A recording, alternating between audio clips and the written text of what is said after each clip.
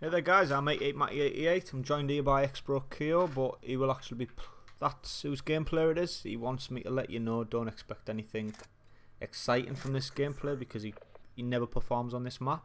Don't really know why, to be honest with you. But we thought we'd do a couple of personal videos, explaining just that little touch about ourselves, so we feel as though our audience knows as people rather than just a couple of gamers on YouTube. My name personally is Matthew. Obviously we won't go into too personal options. Obviously, as you know, Keo's is Kieran. We're actually cousins. Always known each other. It's not like we've just found out that we're cousins or anything. We've like literally been there all our lives. Yeah, I'm 21. I've got qualifications in GCSE levels and A levels. And GCSEs consist of obviously English, Math, Science, the basics like that, which they've got above C grades. I'm not going to go into detail what my grades are.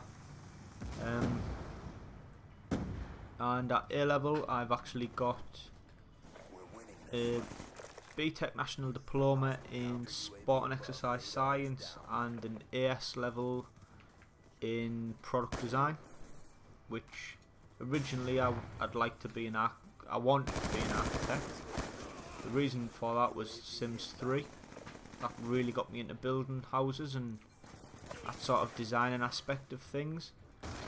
But when I found out I had to go to university for 4 years just to get a degree in architecture, never even mind a job in it, I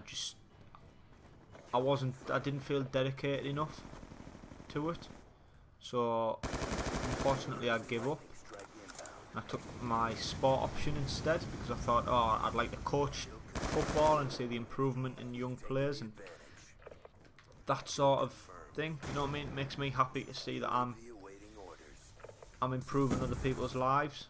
Possibly, you never know, by, I don't know, bringing about a professional footballer. But sport wasn't the right road for me to take because I've never got a job out of it. I've done hundreds of hours worth of voluntary work and it's all come to nothing, unfortunately. I had my own football team. It was a girls team, but it sort of fell apart because the girls weren't as eager as I was at the time. But I don't blame the girls for that. I just think it was a part of my life. I was confused where I didn't know what I wanted to be.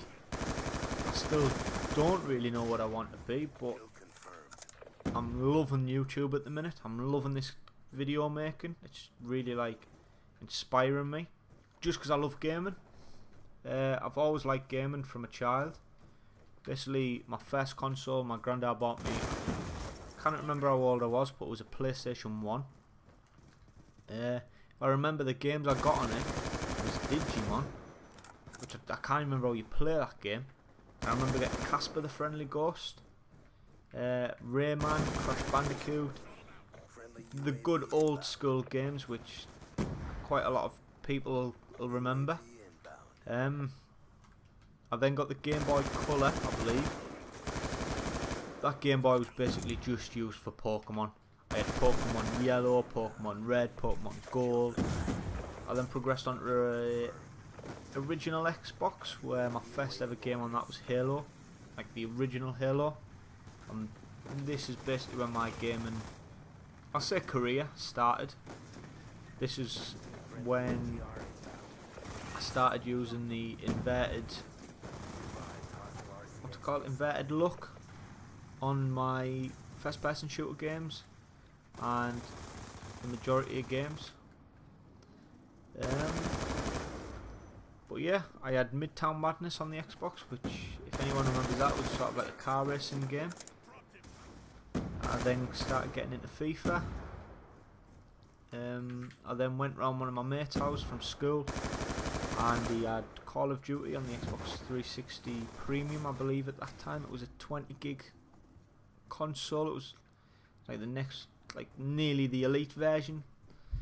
But at this age I was maybe about 15, 16, because I was actually thinking about getting a motorised scooter, because I was nearly up to being allowed to drive or ride one of these with a provisional licence.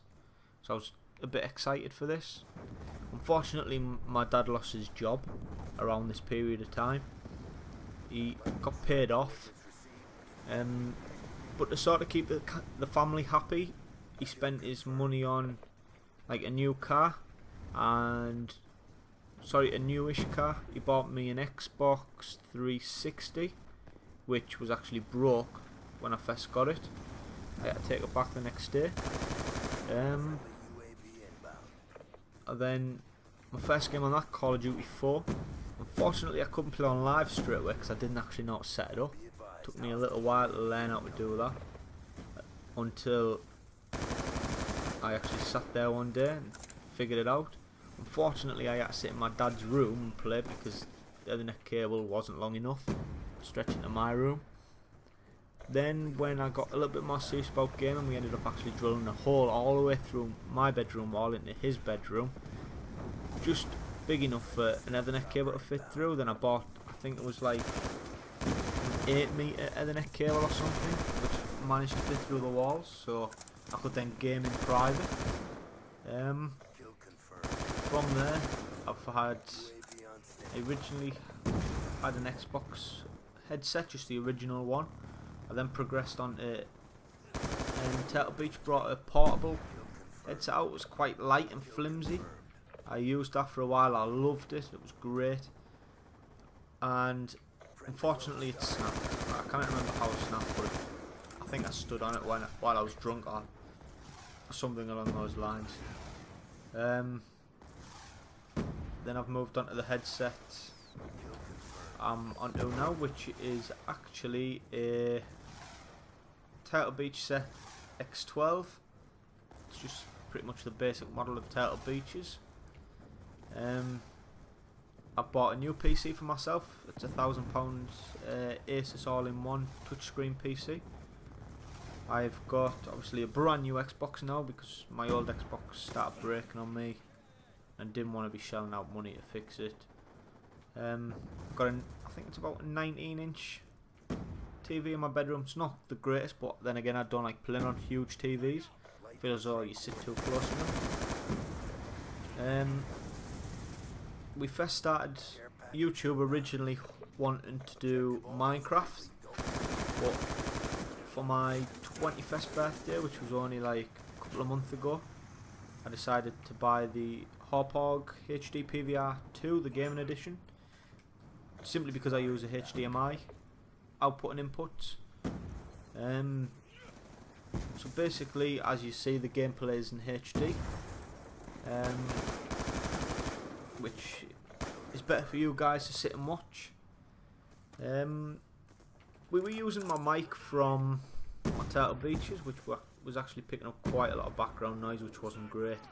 You could really hear the hiss.